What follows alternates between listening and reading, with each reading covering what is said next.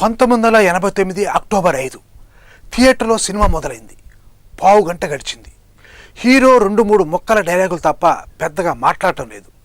College చుట్టూ camera తిరుగుతుంది. ప్రేక్షకుడు బుర్ర నిండా సందేహాల పుట్ట పెరగసాగింది. భారీ డైలాగుల మీద డైలాగులు చెప్పడేంటి?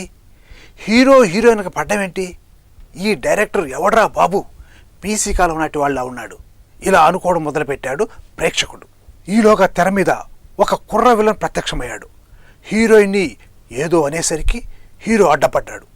సైకిల్ స్టాండ్ దగ్గర తన గ్యాంగ్తో కలిసి హీరో కోసం ఎదురు చూస్తున్నాడు కుర్ర విలన్. అతడు రానే వచ్చాడు. రావడంతోనే కుర్ర విలన్ ముఖం మీద బలంగా గుద్దాడు. అతను సైకిల్ మీద పడ్డాడు. హీరో ముందుకు వంగాడు. రాయి తీసుకుని కొడతాడేమోనని ప్రేక్షకులు ఊహించారు. హీరో చెయ్యి సైకిల్ చైన్ మీద బలంగా పడింది. ఫెడెల్మని ఒక్క ఉదురుతో చైన్ లాగి దాన్ని చేతికి చుట్టుకొని కుర్ర విలన్ గ్యాంగ్పై ఫంచుల మీద ఫంచులు విసిరాడు. అక్కడ విలన్తో పాటు కాలేజీ షాక్ అయింది. ఇక్కడ థియేటర్తో పాటు ఆంధ్రప్రదేశ్ మొత్తం షాక్ అయింది.